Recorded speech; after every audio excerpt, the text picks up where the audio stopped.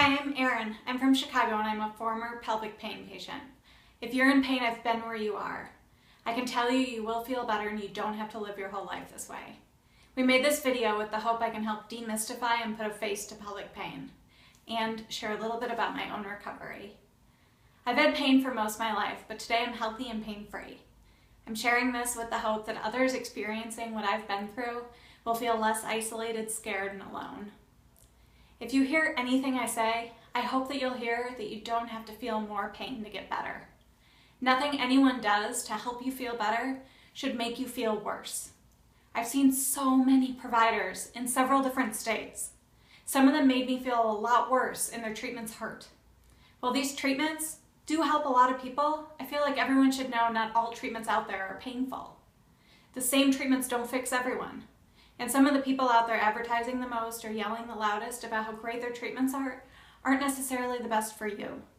Patients need to do their homework and ask questions. You owe that to yourself. If you're a pelvic pain patient, you know there's tons of approaches. Dry needling, nerve blocks, all of this stuff.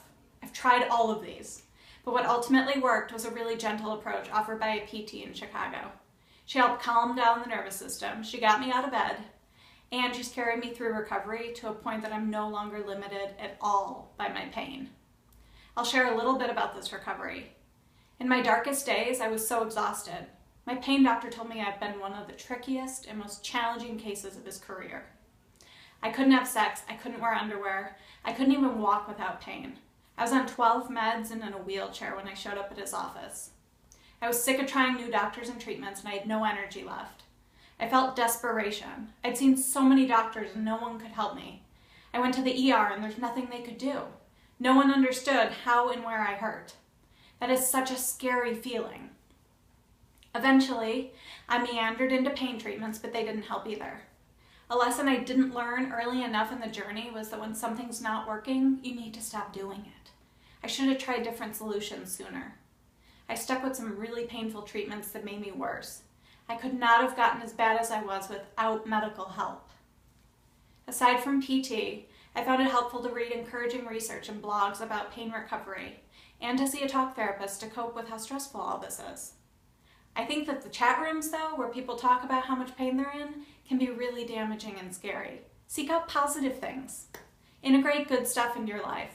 I enjoy snuggle time with my dog Crosby, and I love Starbucks lattes.